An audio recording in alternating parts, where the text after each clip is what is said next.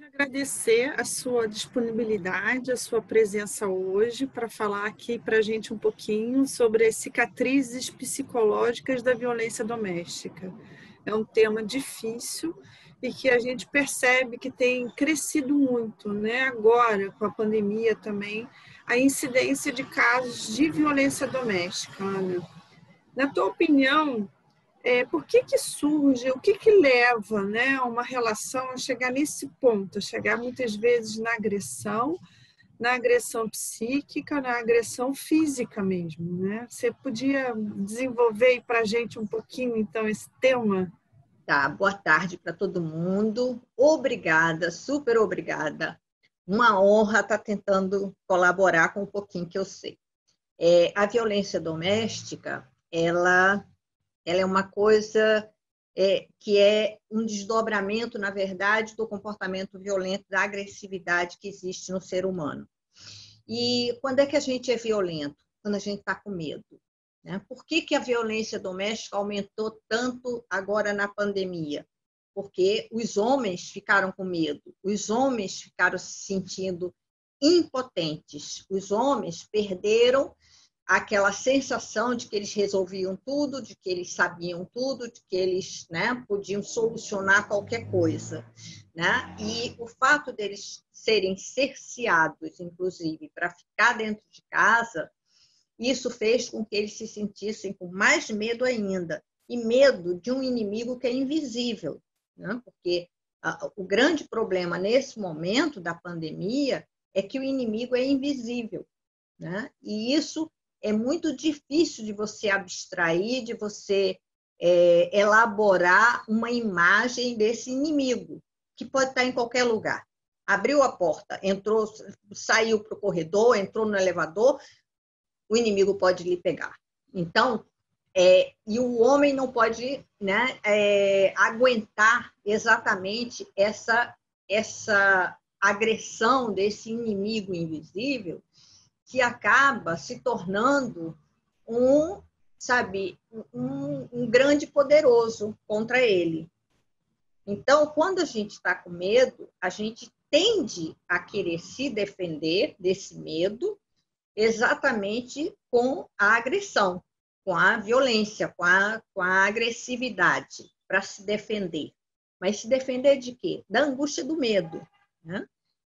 O ser humano ele tinha 4 angústias básicas lá nas cavernas, mais ou menos o que a gente tem hoje. Eu brinco muito de que eu estou na minha caverninha, né? Porque não deixa de ser uma nova e reformada caverna dos tempos antigos.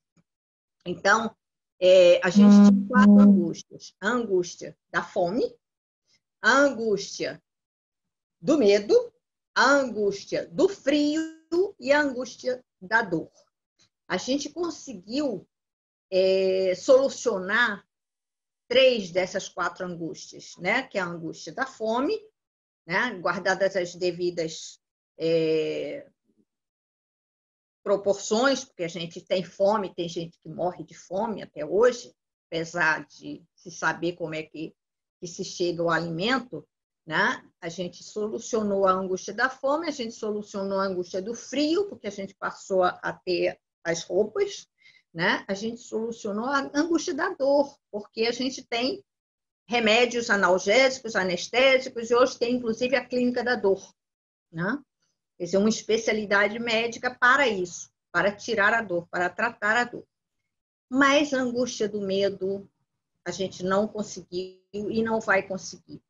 E é o medo pela sobrevivência que ataca e que aí desestabiliza aquele organismo. Então, é por medo que a pessoa lança mão, né, da agressividade.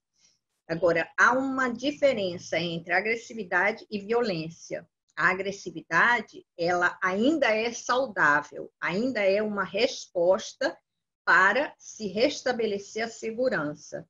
A violência não. A violência é o esmagar o outro, é o exterminar aquilo, quer dizer, na fantasia, aquilo que está metendo medo. Então, esse confinamento acabou favorecendo exatamente isso, né? E dentro de casa, se você está com medo, você não pode dizer que tem medo, né?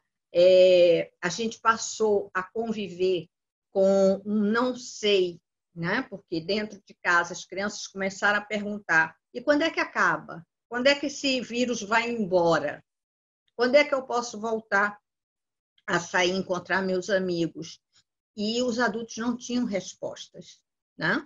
Então, isso também mexeu muito com essa onipotência, né, do homem, especificamente, né? E essa onipotência do homem acabou por, né, dentro de uma história, né? Que aí a gente volta para a caverna, daquela história que você pode reativar aquela imagem do homem, né? Forte, grande, com um tacape na mão e os cabelos da mulher no outro, puxando a mulher para dentro da caverna, né?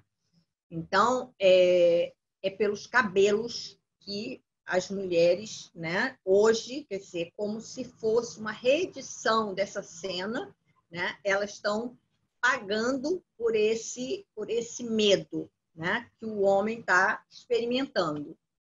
Então, a situação se configurou de novo muito parecida, né? Muito parecida, e o homem está agindo, como naquela época também, como um primitivo, né?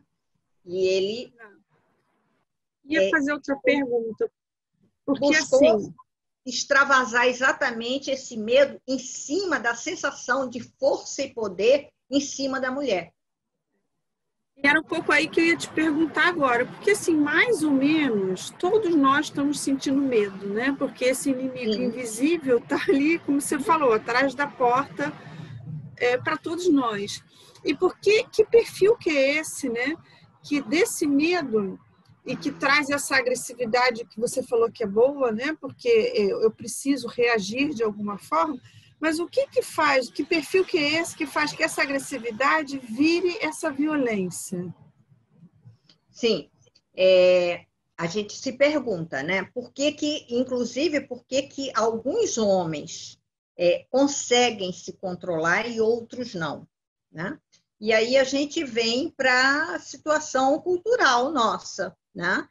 Nós, mulheres, carregamos nas costas milênios, mas milênios, não é sim séculos, não, são milênios exatamente de opressão, exatamente de ficar com esse lugar, né? Que só cabe à mulher, o lugar da responsabilidade, do cuidado, né?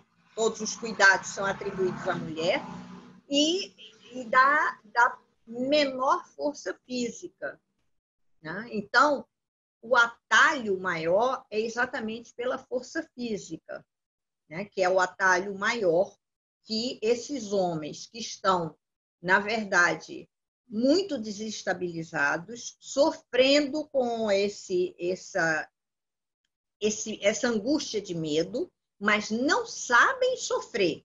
Porque quando você sabe sofrer, você fica quieto, você deixa a dor invadir você e você pensa numa solução e não, né, parte para o soco, né, e para o pontapé. Isso não é pensamento, isso é primitivismo, né?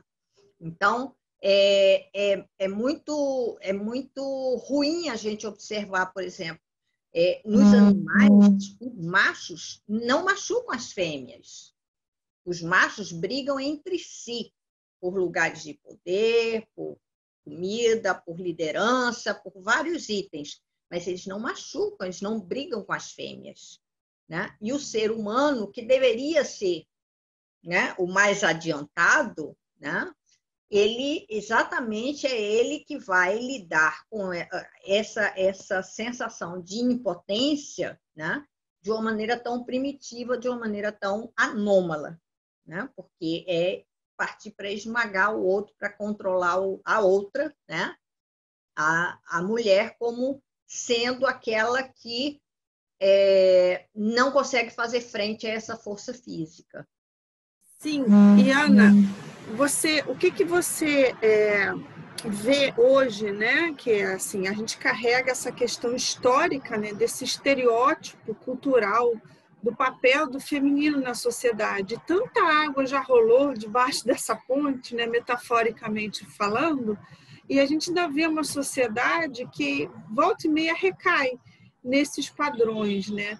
Você acha que isso é uma realidade para a geração mais jovem, que isso também está acontecendo em outras faixas etárias? Sim, isso vai permanecer, porque nós temos, na verdade,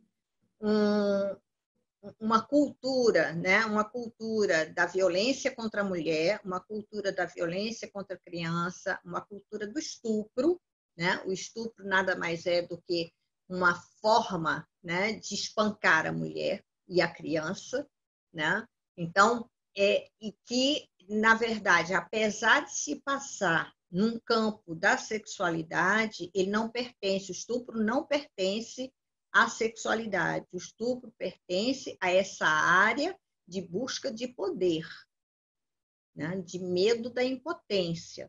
Então, é a busca de poder que faz um homem estuprar uma mulher.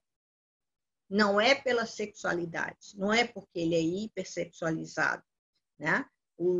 A gente tem estupro, por exemplo, de criança, a gente tem estupro de bebê. Então, não tem a ver com a figura, com o corpo sensualizado de um adolescente, por exemplo, que é sempre a desculpa, né? Que, entendeu? A menina estava ficando bonitinha. Não tem a ver com isso, tem a ver com a sensação de que você é dono daquela outra pessoa, né? E a gente precisa mudar exatamente essas relações de posse, essas relações de possessividade, né? De egoísmo e não de coletivo, né? Então, enquanto a gente permanecer, e aí depende de cada uma de nós, estou falando uma, porque, na verdade, os homens são educados, são criados por mulheres, convivem com mulheres.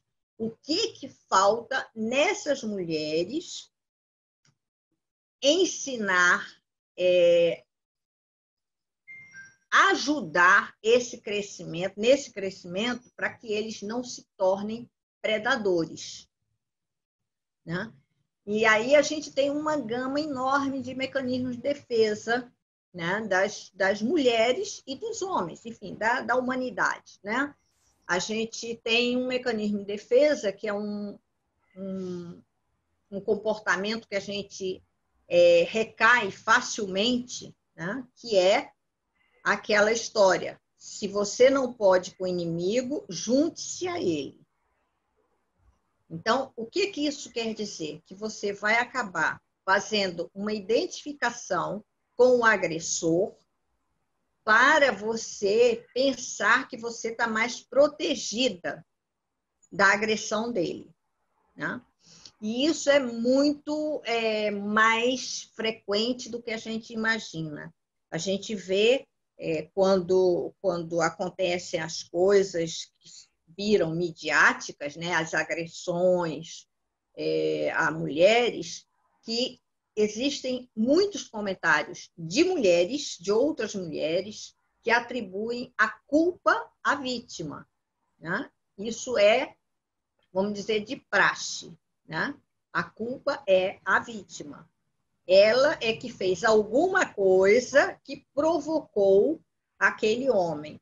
Então, a gente tem, por exemplo, tem tido já, né, defesas de homens que mataram, cometeram feminicídio, e que a defesa deles alega que eles perderam a cabeça porque ela, a mulher, aquela mulher, que foi responsável pela desestabilização dele, porque ela não atendeu a ele, porque ela não satisfez ele, porque ela não quis mais namorar com ele. Então, ele perdeu a cabeça, né? Mas foi culpa dela que ele matou. Então, isso é uma inversão muito grande. E o que é muito preocupante é a gente ver muitas mulheres hoje que assumem essa postura, que acham que realmente que emitem opiniões desse tipo, né? Que a mulher que fez alguma coisa, que ela podia ter aguentado mais um pouco, que ela podia ter sido menos exigente, que ela podia ter colaborado mais com ele, que ela estava vendo que ele estava desestruturando e ela não fez nada, né? Então, isso é uma atribuição que é muito perigosa, porque nós, mulheres, já temos também séculos e milênios do cofre, da caixa forte da culpa, né? Então, é muito fácil você acionar esse cofre da culpa numa mulher, né? Ela facilmente se sente culpada, porque ela vem de gerações a gerações sendo a culpada, né? Sendo localizada como aquela que fez uma coisa errada, que não protegeu aquele homem, né? Ela não resolveu o problema. Eu já escutei, pasmem todos, eu já escutei de uma desembargadora, eu tive que me conter, né? Porque ela disse numa mesa redonda, ela abriu a boca e falou assim: doutora Ana, não é possível. As mulheres passam 10 anos apanhando do marido, elas que escolheram esse marido por feromônio, e aí depois elas chegam na justiça e querem que a gente resolva. Já escolheu, já está 10 anos apanhando, agora a gente é que vai resolver o problema dela? Desembargadora, vara de família. Então, a gente tem esse tipo de pensamento inerente à mente das mulheres também. Existe um exército de mulheres misóginas e que atrapalham muito, porque soltam aqueles pensamentos. Mulher apanhou porque gosta de apanhar, foi ela que escolheu, ela já apanhava há tanto tempo, agora que veio reclamar. Quer dizer, coisas desse tipo, né?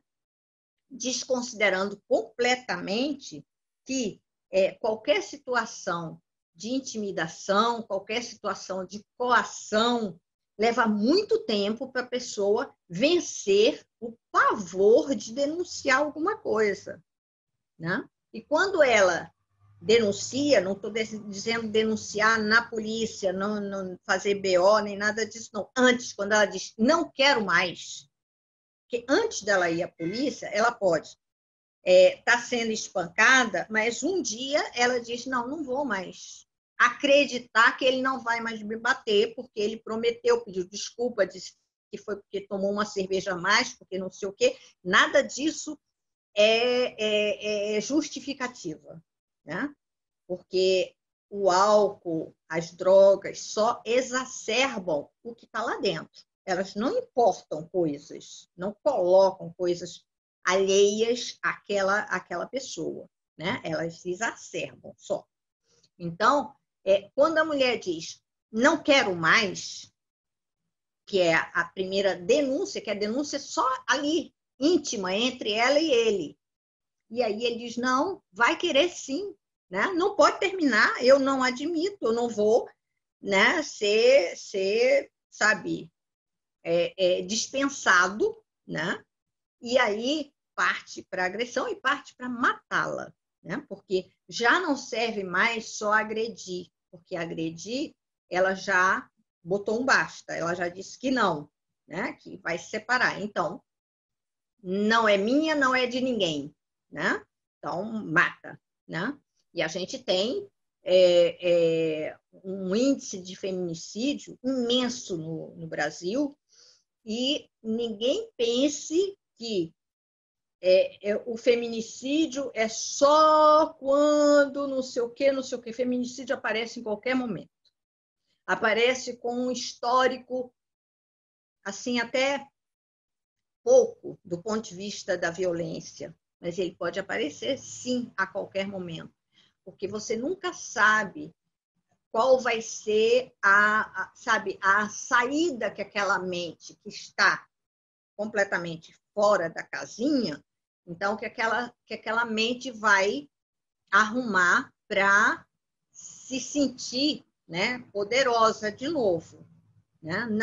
Não suportar perder o poder de espancar, de oprimir, de esmagar alguém, né? De ter esse controle absoluto com a pessoa, né? Em cima da outra pessoa. Isso, às vezes, é muito mal vivido e você não imagina com antecedência, só depois, a posteriori, você vê que a pessoa já dava um sinal aqui, outro ali, de que havia um recanto de violência muito maior do que o que aparecia, né? A gente tem... Eu acho que a gente tem uma pergunta aqui. Eu acho que o Paulo estava tentando colocar uma pergunta. É isso, Paulo? Eu quero fazer uma colocação. Eu tenho... Você consegue aumentar um pouquinho o seu som? Está um pouquinho baixo. Acho que aumentou um pouquinho agora. Aumentou, tá bom. Ok. Deixa o teu microfone próximo da boca, Paulinho. Tá. Ana, eu concordo com o que você está falando inteiramente, principalmente no que diz respeito a esse tema, a violência doméstica. Mas eu acho que tem uma coisa mais abrangente na minha visão. Eu queria saber a tua opinião em relação a isso. Eu acho que a nossa civilização, a gente pega os dados da Organização Mundial de Saúde, a gente vê que 70% das doenças registradas pela OMS são doenças especificamente do ser humano. Uhum. Doenças causadas por drogas, doenças, neuroses, psicoses, doenças psicossomáticas. Só uma percentagem mínima é uma doença comum a todos os animais superiores. Isso mostra muito como a civilização está doente. E, a meu ver, essa doença básica da civilização é uma doença de amor que envolve homens e mulheres, né? Existe um agressor e uma vítima. E é evidente que durante tantos, como você falou, milênios, a mulher foi acaçapada, foi obrigada a ser reprimida violentamente. E hoje, graças a Deus, a partir dos anos 50, 60, começou a haver um movimento que hoje está um pouco mais encorpado, mas ainda muito limitado. E me parece que a coisa mais sadia a se fazer, para a gente até dar força a esse movimento feminista contra o machismo, é a gente investir na doença da civilização.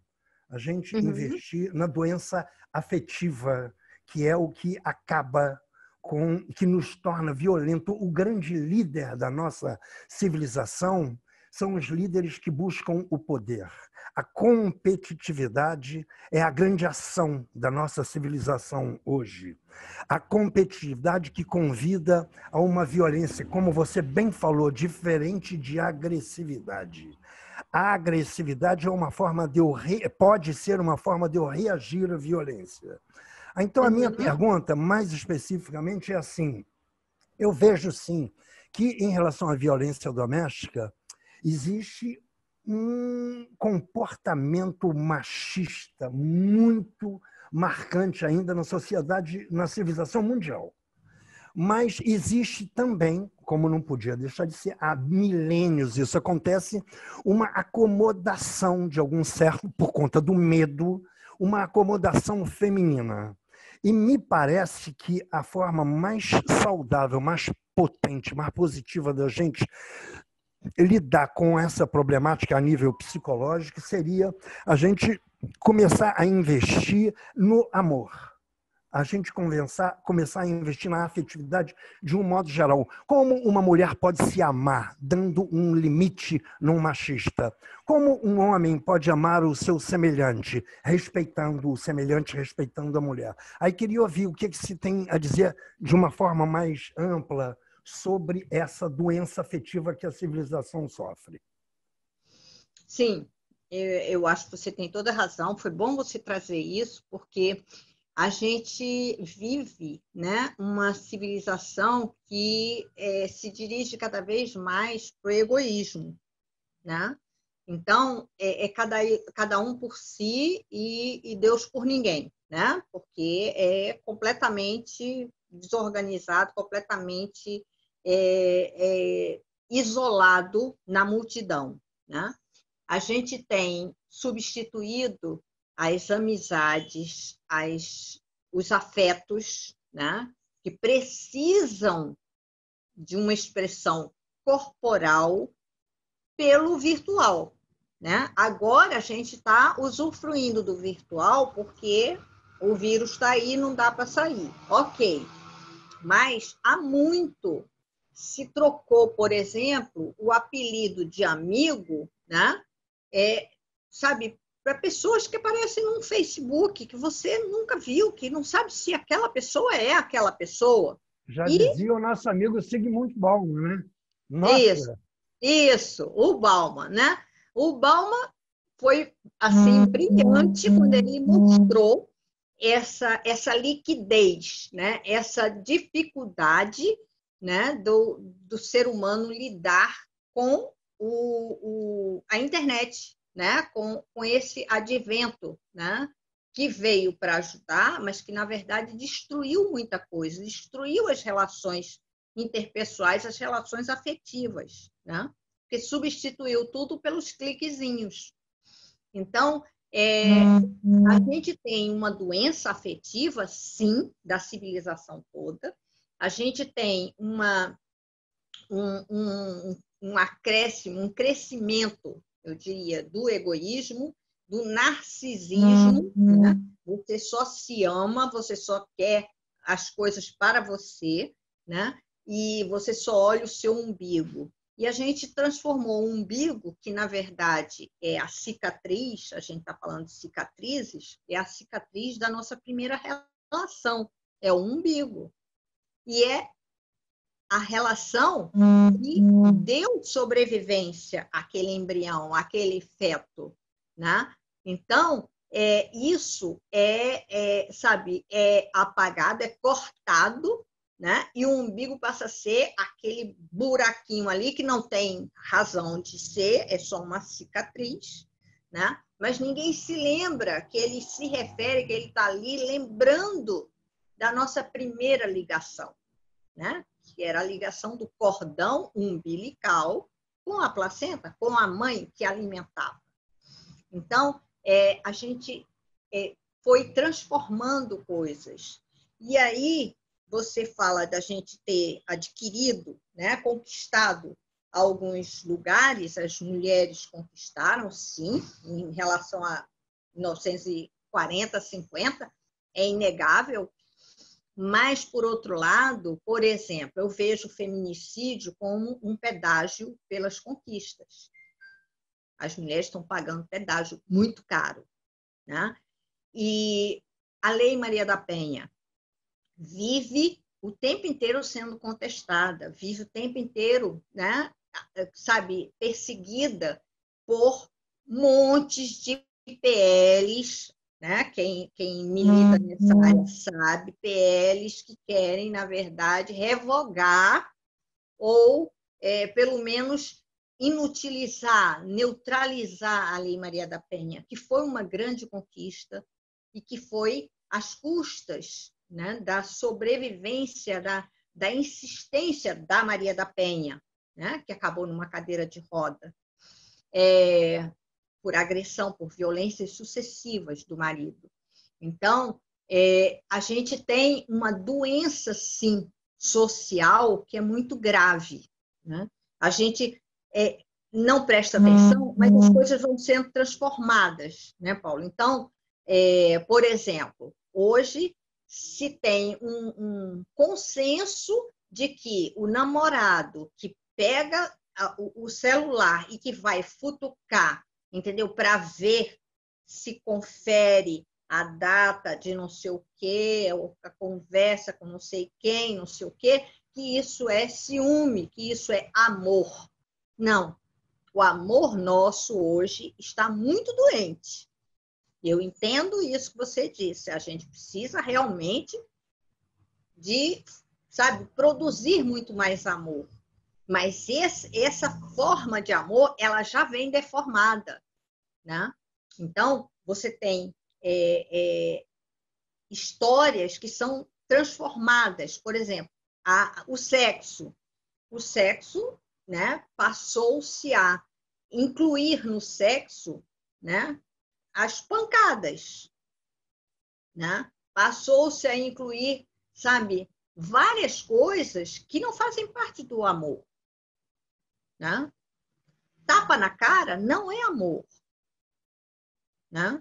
Então, essa violência que parece, né, aquela imagem do Bauman, né, do líquido que vai se espalhando e vai molhando tudo, né? Vem por baixo e vai molhando tudo, né? Então, a gente tem realmente um trabalho enorme aí pela frente. Não adianta você ter delegacias de mulheres, né?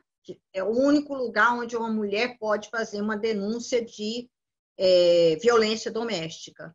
Acontece que tem meia dúzia de delegacias de mulheres. Tem inúmeras cidades no Brasil que não tem delegacia de mulheres a mais de 500 quilômetros, né, de uma casa. Então, sabe, as coisas são muito... A gente vai conseguindo escrever, né? Escreve-se uma lei, mas não se cumpre a lei.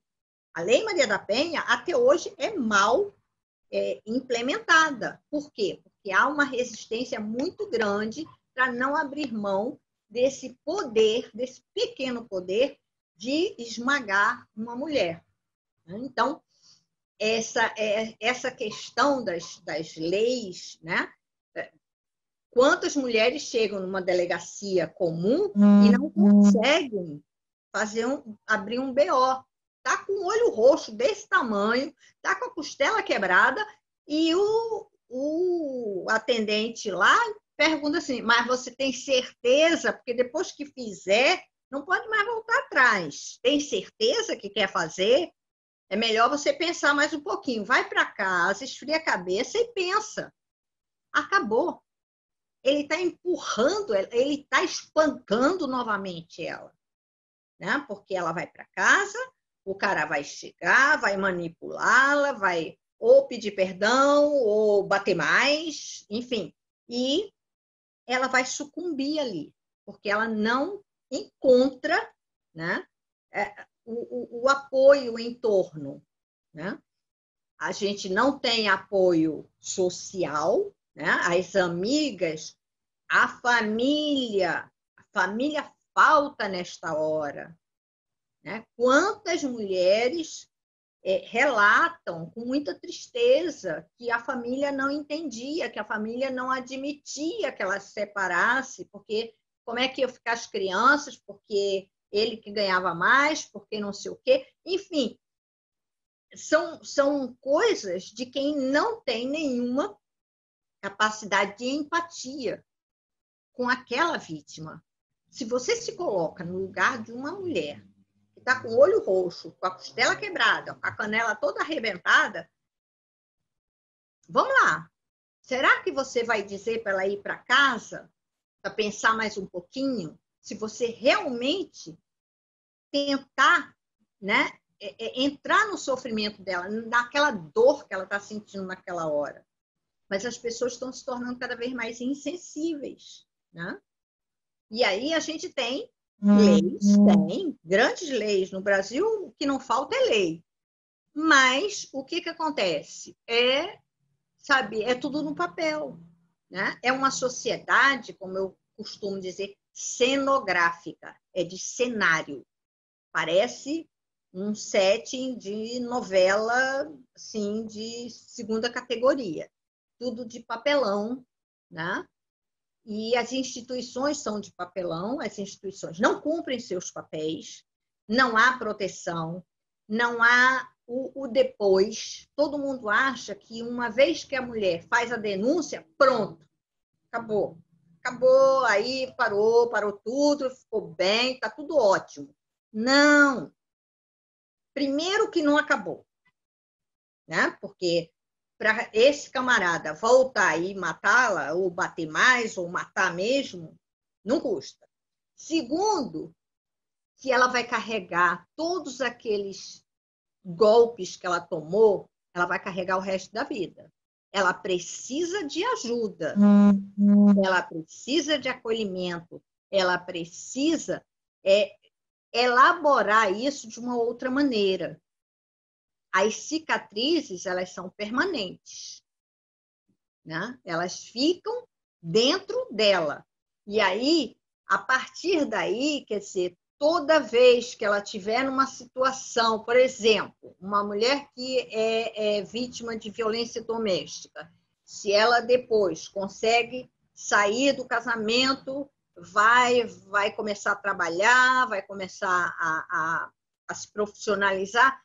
Se ela pega um chefe que fareja, porque essas relações, elas são muito primitivas, e o chefe fareja que ela tem aquele medo dentro dela, que ela tem aquela marca, aquela cicatriz, ele vai tripudiá-la, ele vai oprimi-la, ele vai assediá-la, e ela vai reviver toda aquela dor que ela sentia durante a violência doméstica dentro de casa. A violência doméstica, ela tem uma gravidade, uma coisa nefasta, porque ela acontece entre quatro paredes. Ela é doméstica, ela é dentro de casa. E o que torna a violência doméstica assim propagada é que é na frente dos filhos. Não importa se aquele pai tranca a porta do quarto para bater na mãe, mas a mãe, quando sai dali, mesmo que não tenha gritado de dor, quando sai dali, sai machucada, passa uma semana com as marcas roxas, né? E a visão daquela mãe completamente, né, dilacerada e um pai triunfante, né, faz com que as crianças deformem as mentes também, né? Elas podem se identificar com a mãe, como elas podem se identificar com o pai e repetir lá na frente o mesmo tipo de comportamento, porque foi naturalizado para ela. Quantos desses feminicídios aconteceram na frente das crianças? Vocês sabem que são 2/3. Cerca de 70% aconteceu dentro de casa, na frente das crianças. Como é que fica a cabeça da criança vendo o pai matar a mãe? Então, isso tudo é um adoecimento muito maior, né? E aí vem todo aquele negacionismo que a gente também, né, lança a mão rapidinho, né? Não, ela gostava de apanhar. Até tem autor, né, o Nelson Rodrigues, que falava isso. Mulher gosta de apanhar. Nenhuma mulher gosta de apanhar. Ninguém gosta de apanhar. Nenhuma criança, nenhum homem gosta de apanhar. Né? Ninguém gosta de apanhar. Então, dizer que a mulher gosta de apanhar é negar exatamente a possibilidade de empatizar com aquela mulher. A gente tem conseguido, mal e porcamente, na nossa sociedade, a solidariedade.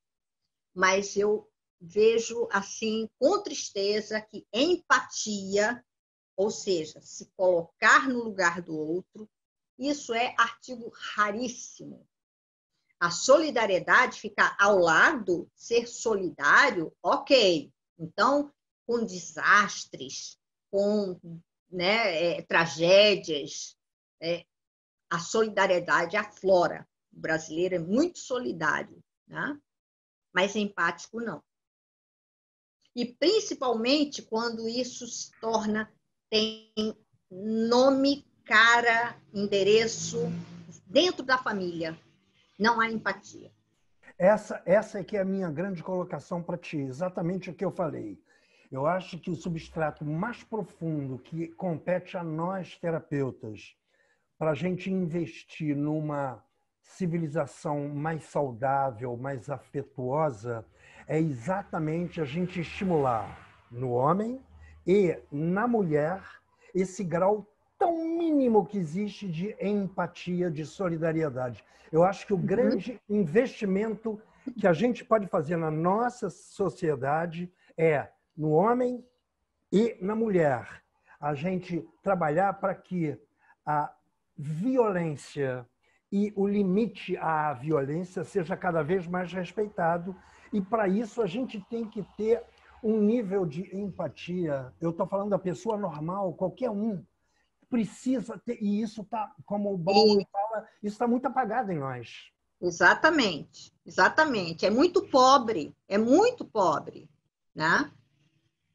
É de uma carência, assim, né? De uma precariedade muito grande, né? E a empatia, quando ela surge entre nós, ela surge só um tempinho, só um pouquinho, mas logo depois vem aquele impulso de dizer, não, eu tenho que pensar em mim. Eu tenho que resolver meus problemas. Você não vai se prejudicar você tendo empatia pelo outro. A empatia não custa nada, não custa nem R$10, muito menos um cachorrão, como estão apelidando aí a nova nota de 200, né? O do lobo-guará. Então, não custa, é de graça.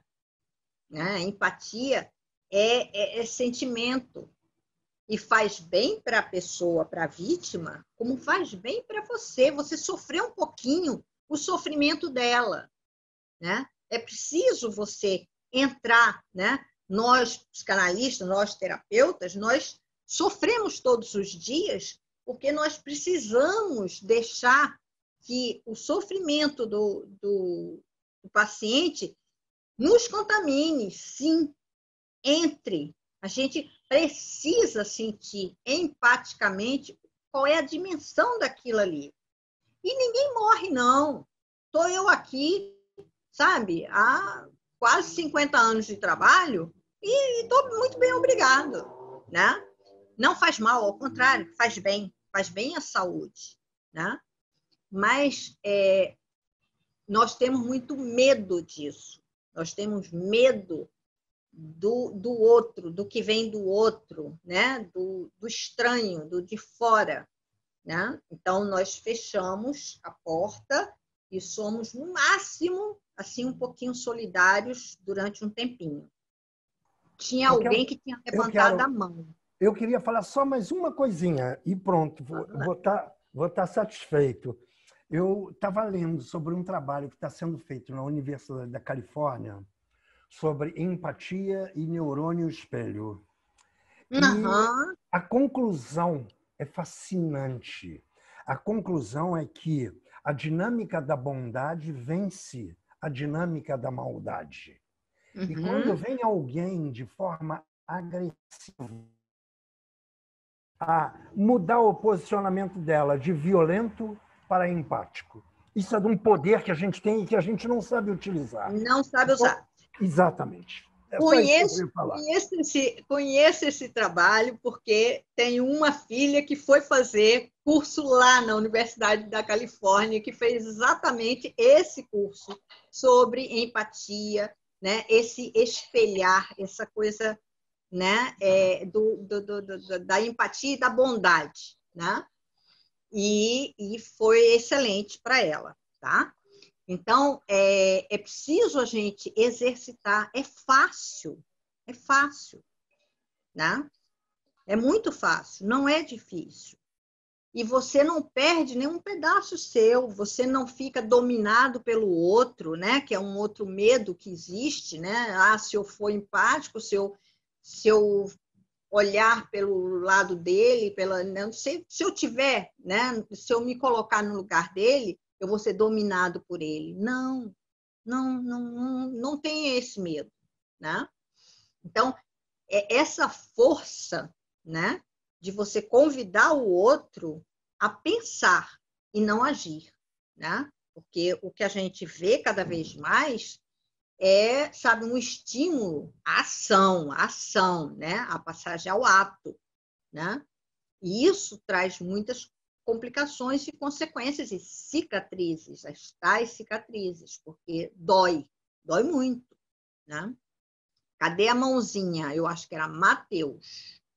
Isso? Não, Mateus não é. Não? Não. Mas quem botou uma mãozinha que queria falar? Era a Adriana. Boa tarde. Estão me ouvindo? Boa tarde. Oi, pessoal. Vou tentar falar. Meu nome é Adriana, tudo bem? Muita gente não sabe, mas eu também tenho formação em Direito. E, assim, pelo Instituto de Direito Civil, né, a história da mulher já começa com essa questão cultural, né, de ser colocada na posição de objeto, né, Instituto de Direito Civil. E essa questão também do dote, né, atrás a mulher tinha para casar, aquela coisa, o pai dava um dote, né, pagava a pessoa para manter a questão econômica sendo transmitida na família. Tinha todo o interesse econômico desde o início. Eu acho que quando a gente fala com relação à questão da cultura, dessa questão da mulher, a gente tem que pensar um pouco em economia. Aí, por que economia? Porque economia é o que está direcionando a questão cultural. Por quê? Filósofo, não sei se vocês já leram, mas é o que o Freud vem falando e outros filósofos sobre a questão econômica, a questão da agressividade do homem e a questão do adoecimento psíquico.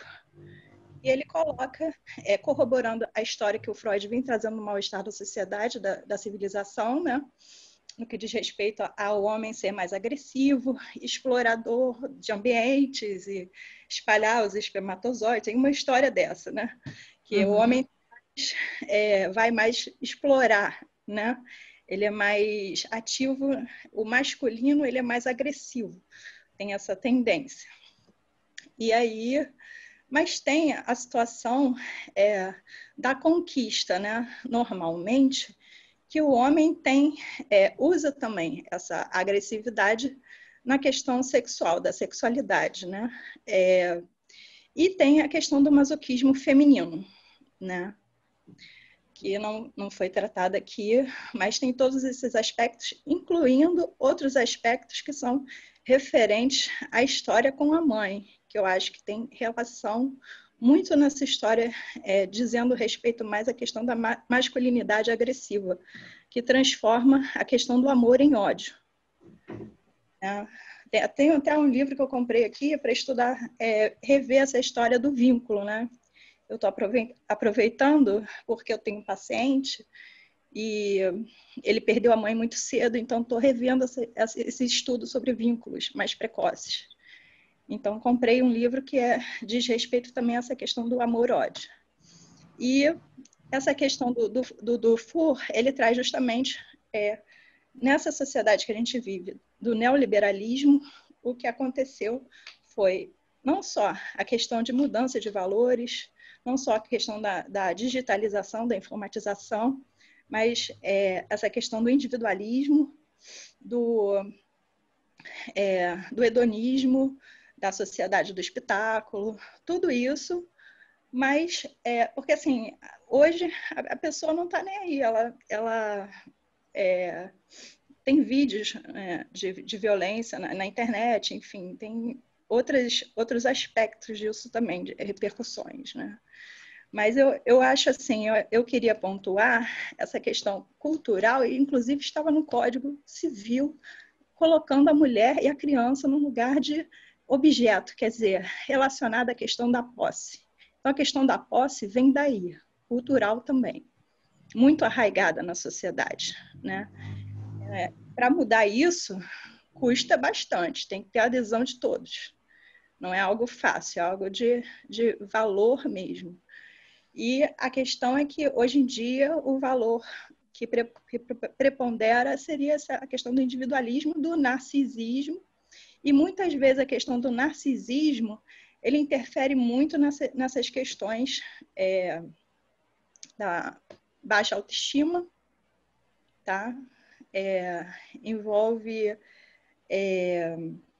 nas questões de violência, a partir do momento que você tem figuras cada vez mais perversas na sociedade. O Freud tem um texto que é o Bate-se numa criança, que tem a questão das fantasias, né?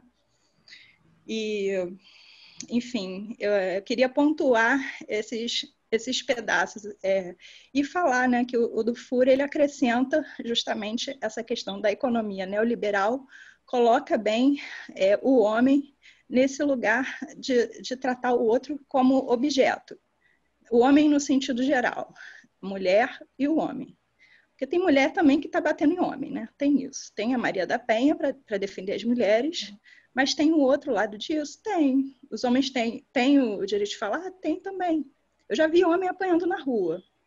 E também já não é a questão financeira, né? Que eu acho que a gente deve pontuar também, essa história da violência, porque eu já defendi vizinha minha aqui apanhando com um bebê de 6 meses e a pessoa drogada, quer dizer, é complicado. E depois retirou a queixa, tá? Eu acompanhei ela um dia inteiro, ela fazia a queixa para o cara ir embora, e depois retirou a queixa e o cara veio me enfrentar aqui, tipo, me olhando feio depois que ela tinha retirado a queixa. Eu falei, que ótimo que ela retirou a queixa, agora você não vai fazer mais, né? Aí eu tive que endurecer, porque essas pessoas a gente tem que endurecer na hora de falar com eles. É complicado. Era um estrangeiro, o pai muito dinheiro, e a menina não tinha uma estrutura familiar, engravidou, e apanhava, e ele ia pegar droga no morro e estava levando a criança. A criança tinha menos de 6 meses de idade, quer dizer, de colo, estava amamentando ainda.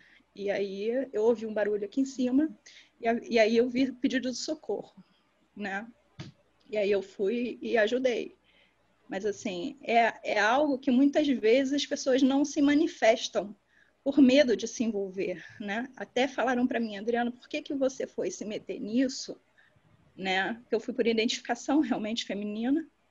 E por que você foi se meter nisso? Depois não acontece nada, ela retira a queixa, faz o acordo lá de pensão, e você que fica mal, o cara ainda pode vir te agredir. Eu falei, realmente, ela retirou depois, mas não aconteceu nada, não. E assim, eu fiquei pensando dessa falta dessa rede. Eu acho que o principal, hoje em dia, que deveria estar sendo discutido, seria como fazer uma rede de proteção efetiva, né? E como tornar mais efetiva essa questão da legislação.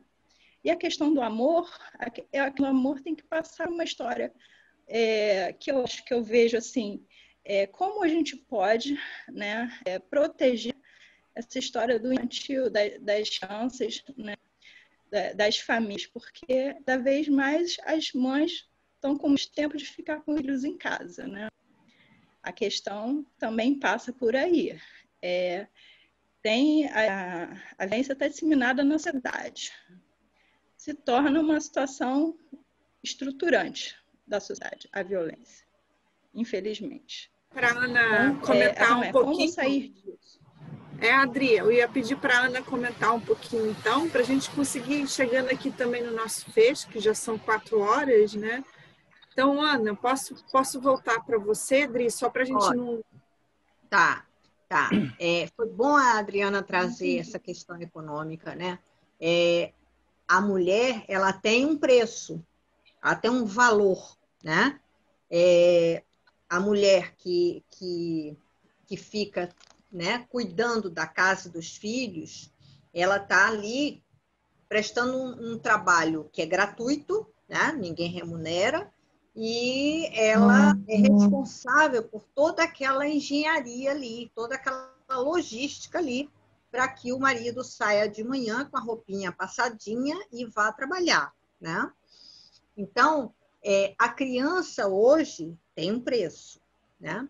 As crianças são investidas, né, por uma faixa socioeconômica, elas recebem um investimento muito alto, né? Você vê crianças de 3, 4 anos aprendendo uma língua estrangeira, porque para os pais, né, ela tem que sair na frente de todos os outros, né?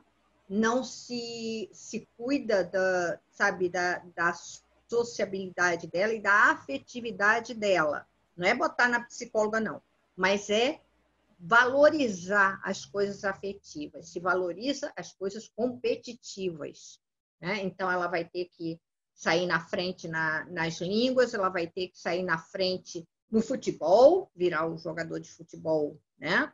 Renomado, enfim. E isso tudo é cifrão, né? E quando você entra, por exemplo, né, num outro campo, que é um campo bem nefasto, né? Hoje, a gente tem um novo formato da exploração sexual de criança, né? E o formato é exploração sexual intrafamiliar de criança, trabalho sexual escravo, né? Essas crianças estão sendo vendidas em fotos e vídeos, né, para a comunidade internacional de pedofilia e de pornografia infantil, né? As crianças, e aí a gente cai naquela história, vamos fazer campanhas para que as crianças não sejam aliciadas pelo tarado da internet. Não, o tarado da internet está dentro de casa, porque um bebê, por exemplo, ele não usa a internet, ele não responde ao chamado de um aliciador internet. E você tem uma quantidade de vídeos e de fotos de bebês, né, sendo estuprados, que é enorme, é enorme. Então, isso é feito dentro de casa por alguém dali da família, porque também nenhum estranho vai entrar na casa e fazer filme pornográfico com um bebê, né? O bebê tem uma vida muito limitada, então está ali dentro. Então é preciso a gente entender que as coisas, né? A gente pensa que está adiantando e a gente vê que está atrasando, né? Que está no retrocesso. Então esse preço da mulher que saiu do dote e virou uma outra coisa, a mulher ou ela garante o trabalho todo da casa, ou ela é profissional e, como profissional, ela vai pagar muito mais dentro de casa do que os maridos, né? Você tem essa deformação agora também, é como se a mulher tivesse que pagar, né, a mais, pagar juros, porque ela está trabalhando, ela está tendo sucesso, ela é uma profissional muito boa, ela ganha muito dinheiro, então ela tem que assumir a responsabilidade, né, financeira da casa. Então, você tem uma quantidade enorme, exatamente nas relações abusivas, de homens que fazem da mulher essa ganhadora de dinheiro, né? Então, ela tem um preço, ela continua a ter preço, né? E as relações são todas medidas em valores monetários, né? A gente tem todos os tipos, né? Se a gente entrar na corrupção, então, né, você tem a lista completa dos valores de cada profissional em cada instituição, né? Então, a gente tem uma tendência hoje, né, a tirar completamente a relação, né, olho no olho e colocar a relação monetária, financeira, como a relação que vai gerir aquilo ali, né? E a Adriana falou num outro ponto que eu achei muito interessante. Sim, voltando lá para o Freud, eu acho que o masoquismo feminino, escrito lá pelo Freud, é preciso a gente contextualizar, né? Não que não exista, até porque a posição do feminino é uma posição que já, sabe, empurra a mulher para ela aguentar mais dor, né? A mulher tem uma relação com a dor muito mais resistente, né? De um limiar muito melhor de suportador do que o homem, né?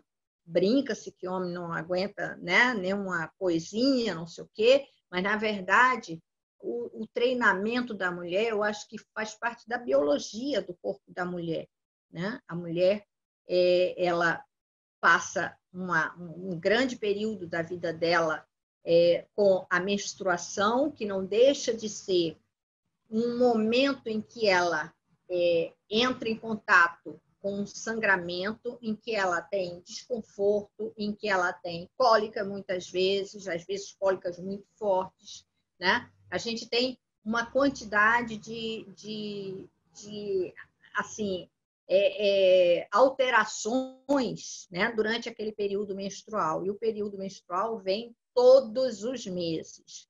Depois ela passa a ter filhos, o parto, né, é também um momento em que ela tem que enfrentar uma dor, né? Mesmo que seja um parto cesariana. Não adianta, porque quando passar a anestesia vai doer mais do que o parto normal, que já acabou, né? Depois do parto normal, pronto, a dor para por ali, né? E a amamentação, que é dolorida, sabe? Existem muitas coisas que fazem a mulher se adaptar à dor. Isso não quer dizer que ela seja masoquista, que ela procure o sofrimento.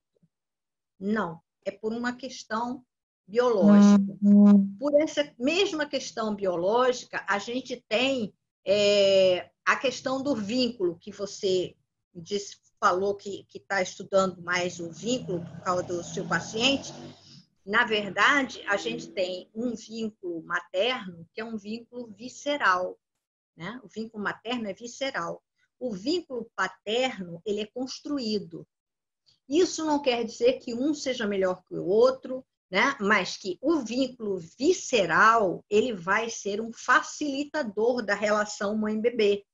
Porque aquele bebê é um pedaço do corpo dela, ela já sentiu, né? Então, e o bebê também reconhece o corpo da mãe, né? Reconhece, né? Tem um registro, mesmo que pouco organizado, mas tem um registro minêmico, né? Dos barulhos do corpo da mãe, dos batimentos cardíacos da mãe. Então, ele se sente voltando para aquele lugar seguro, né? Quando ele está no colo da mãe. Enquanto que, né, o vínculo paterno, ele tem que ser construído, porque o pai, ele precisa adotar aquela criança, né, como filho dele, né, e construir uma relação afetiva, construir um afeto ali entre eles.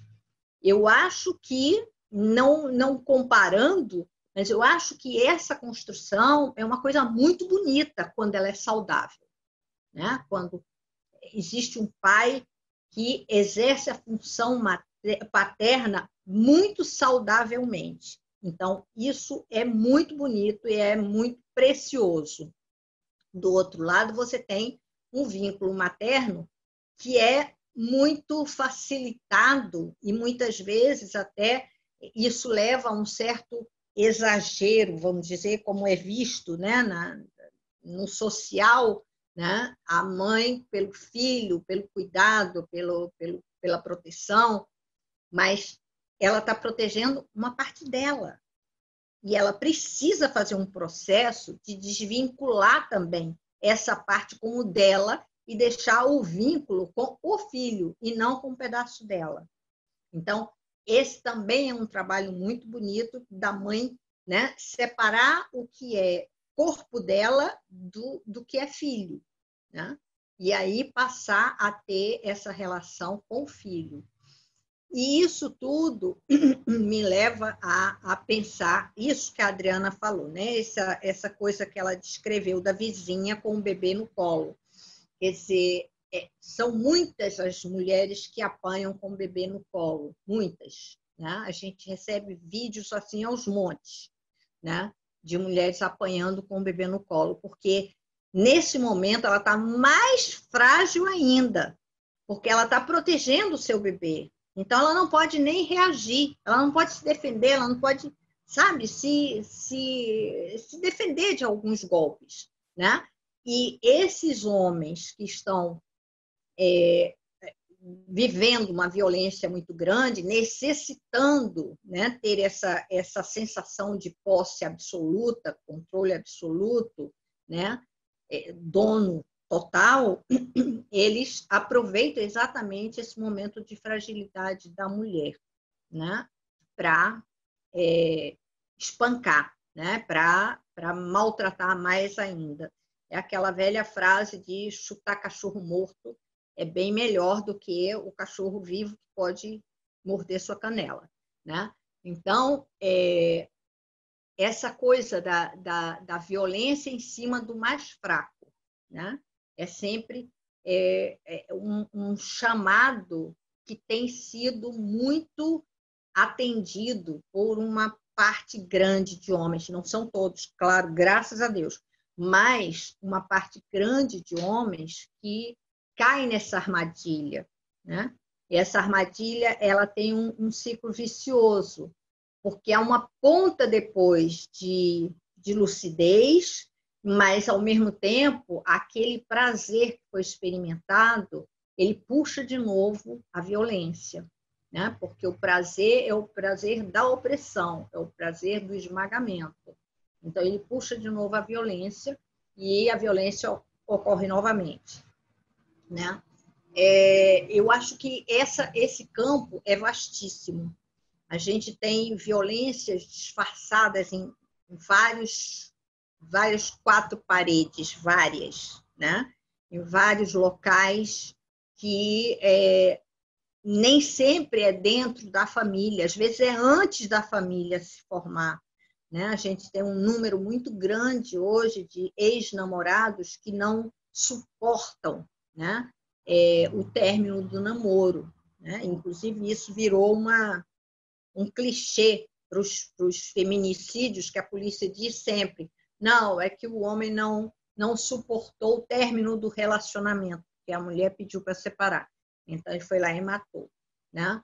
A outra coisa que a Adriana tocou, quer dizer, o fato da mulher retirar a queixa, né? Você tem, na Lei Maria da Penha, não é usada, né? Muitas vezes, na verdade, é o Ministério Público que toma conta disso. Então, pode retirar a queixa à vontade, mas a agressão ela vai continuar a ser investigada. Deveria, né? Mas a gente sabe que o que acontece é exatamente a história da sociedade cenográfica. Está na lei, né, que isso faz parte já do encargo do Ministério Público, mas isso não é levado adiante.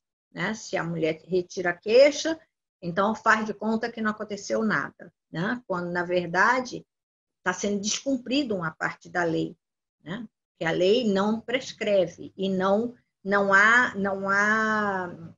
voltar atrás para a lei. Tá? Uma vez que faz, é aquilo que o balconista lá fala mesmo. Fez, acabou, não volta atrás. Tá? Porque entra o Ministério Público, não é mais a mulher. Né?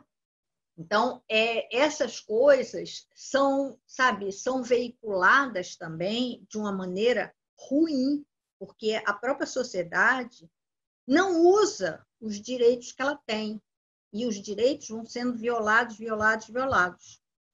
Né? Então, a violência doméstica é um desses capítulos de vergonha, né, que a gente tem. Né? Porque passar um diálogo de palavras, né? Primeiro para as palavras ofensivas, né? Que isso é muito mais frequente do que se imagina, né? E depois, para a violência física, isso é um primitivismo muito grande, né? E que traz prejuízos nas outras gerações, porque está sendo visto pelas crianças, né? Está sendo acompanhado pelos filhos, né?